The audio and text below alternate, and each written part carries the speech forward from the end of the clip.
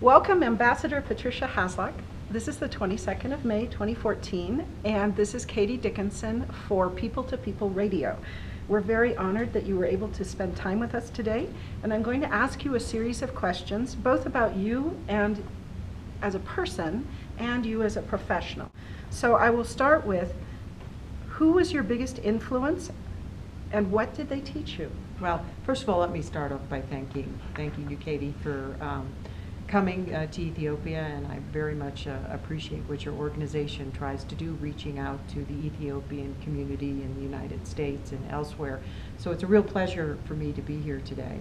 In terms of the greatest influence in my life, the greatest influence in my life was my late father, who passed away about 5 years ago. And I was the oldest of 5 children, and the first 4 of us were girls. Mm-hmm. And so Dad sort of determined after I came along, and then my sister, that maybe he wasn't going to get that traditional son that he, was going to take over from the father type of situation. And he really committed to, he was really committed to education, and his view was that women can do anything if they receive the same opportunities and the same education. So he was the inspiration. He was the one who enabled me to pursue my graduate studies work. He helped me financially, but more importantly, he helped me, he inspired me. He led me to believe that I could be anything I wanted to be, and provided me with those tools. Excellent. What are you proudest of in your life? I think that what I'm proudest of is the fact that I've been able to take what he stood for and incorporate that into my life. I have 2 daughters. One is 24 and one is 26, and I am very proud that they've been able to go forward and pursue their careers and pursue their life streams. And I'm very proud that I've been able to also work on women's empowerment at the State Department. I work, of course, those issues here. I work very closely with a lot of our programs that involve Ethiopian women. Some of them involve college-age women, helping them to gain confidence in the university world here. Mm-hmm. They have a lot of potential, but sometimes they need a little bit of help and a little bit of inspiration. We also work with high school girls. And of course, dealing in the health area with maternal and child health care issues are extremely important. Prior to this, I've worked on these issues in Iraq, in Afghanistan, and most recently when I was working in our conflict and stabilization unit, I was working on issues on preventing gender-based sexual violence and conflict, and all of these types of important issues. I think what's important to understand is if you don't empower 50% of your population, you are really missing an opportunity. And I know the Ethiopian government, in its growth and transformation plan, has very ambitious goals to mm-hmm. become a middle-income country by 2025. And they recognize the importance of women contributing to that. So they've been a good partner, and so I guess I'm most proud of working to promote these issues. We're really, really happy you're doing that. Mm-hmm. We just came from the first PanAfrican Doctors Conference, mm-hmm. and the keynote speaker this morning was Dr. Zuma, and Her Excellency spent quite a bit of time talking about those issues, mm-hmm. women's empowerment, and how important it is for the African Union and for the individual countries to spend the time, spend the money, and give the power to half their population. Well, she stands as an excellent role model, I think, for women in Africa, but for women worldwide as well. And I don't think people are probably aware, but there, at least the number I last heard, there are 17 women now heading missions mm-hmm. to the African Union and to the government of Ethiopia. So that's an impressive amount. So she's a very impressive woman. Yeah. And as you know, I work with the Tech Women program, the U.S. State Department Tech Women program, and we've been working with 7 sub-Saharan African countries, and working with them since last October, I am deeply, deeply impressed. Mm-hmm. Very, very impressive group of people. So lots of opportunity. So what key insight or act do you want to be remembered for? I'm in a little bit, it's a personal thing. I found this quote from Confucius, and I think you'll remember yesterday I was talking about that I had recently had a fall, a physical fall, right? Knocked my head on the ground. Anyway, he said our greatest glory is not in never falling, but in rising every time we fall. And I think that's an important message to everyone, in that you learn in many ways from the falls that you take, but most important, you have to get up, and you have to continue to fight the next battle. Right. Or what Churchill said, And never quit. Exactly, Never quit. exactly. So, Yes, exactly.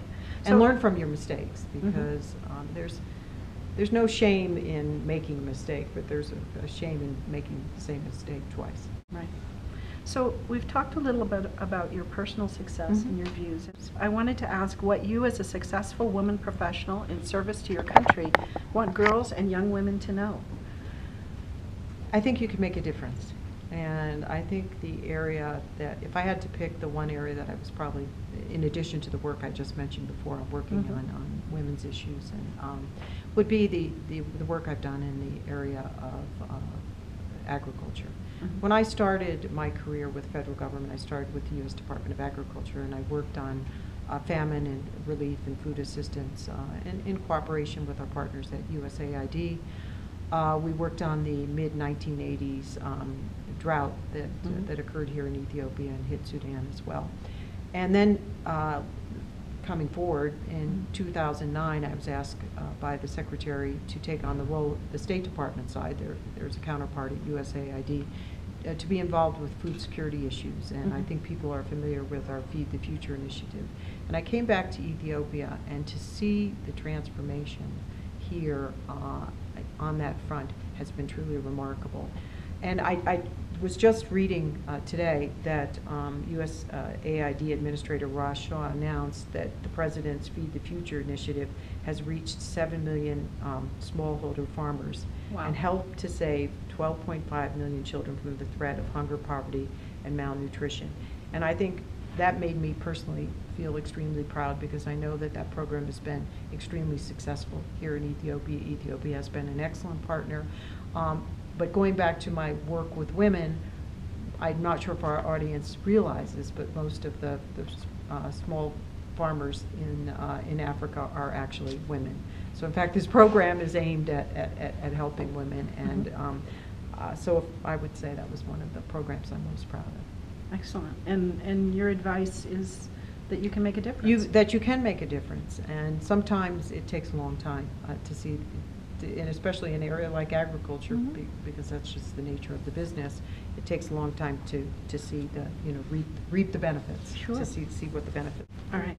So moving along, PEPFAR is a program that you've been working with, and in your view, has PEPFAR been successful? And please comment on the future direction of PEPFAR. Yeah, I think, it was launched in 2002, and for those who don't know what the acronym PEPFAR stands for, it's the President's Emergency Plan for AIDS Relief. And it's now celebrating a decade of unprecedented worldwide support, and it's basically there to address the HIV/AIDS epidemic. And I think, again, what a difference a decade can make.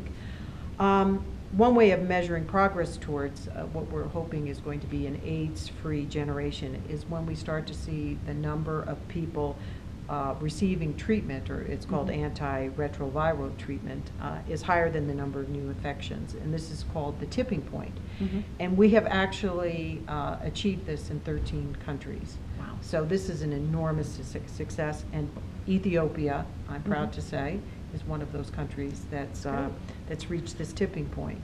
And just again, some figures on that. In 2004, PEPFAR supported nearly 360,000 Ethiopians with testing for HIV, and today we support 8 million Ethiopians, including 1.4 million pregnant women. Wow. And then in terms of the number of people receiving treatment, in 2004, PEPFAR supported fewer than 15,000 Ethiopians and children with life-saving antiviral treatment, and today we're supporting 335,000 people.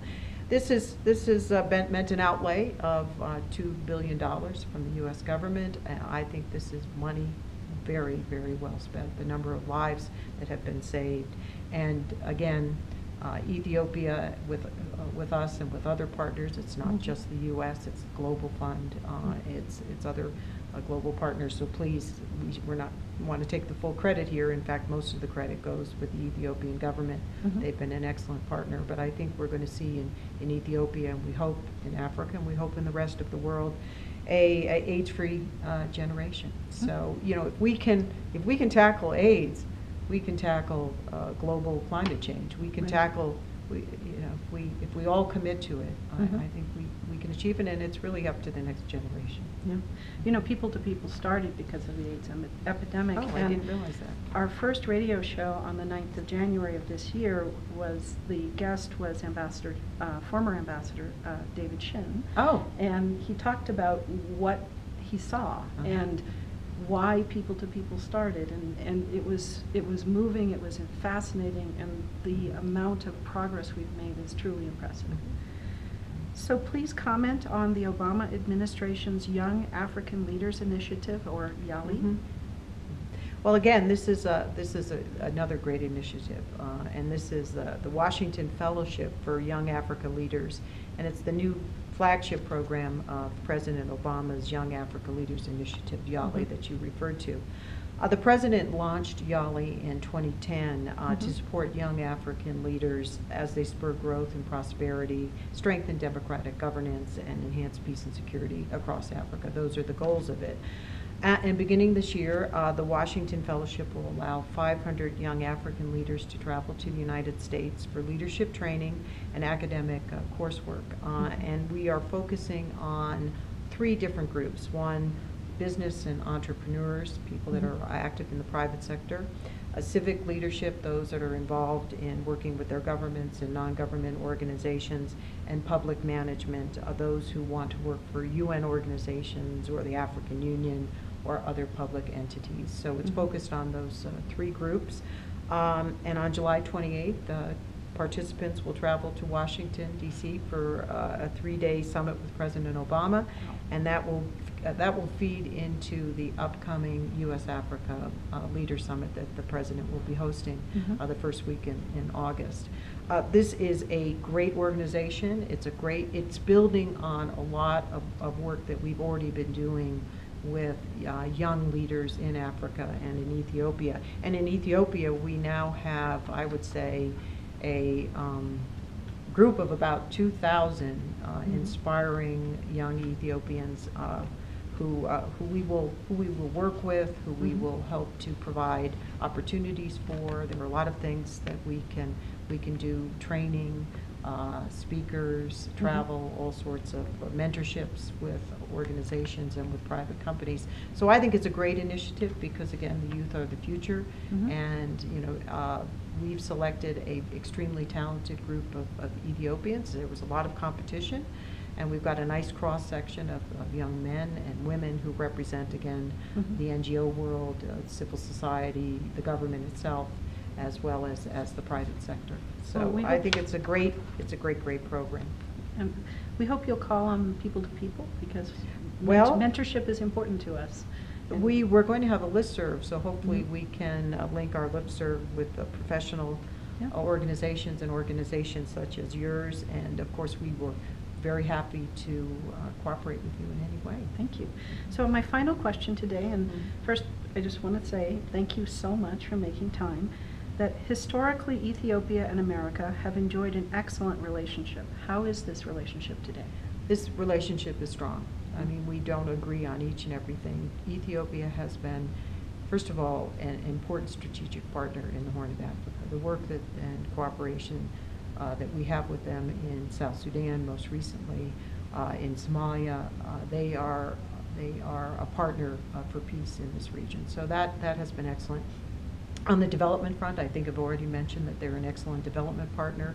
In addition to our partnerships in agriculture and health, which I mentioned, we also have a very vigorous partnership with them in the area of education. And it's interesting, people say to me, well, why aren't we providing money to build bridges and dams and do these things? I'd like to tell you that our focus is really on building human capacity, and it's building human capacity in those 3 areas. And again, it's focused back on youth. And we think that will benefit the country more than perhaps an infrastructure project. Right. Although those are good.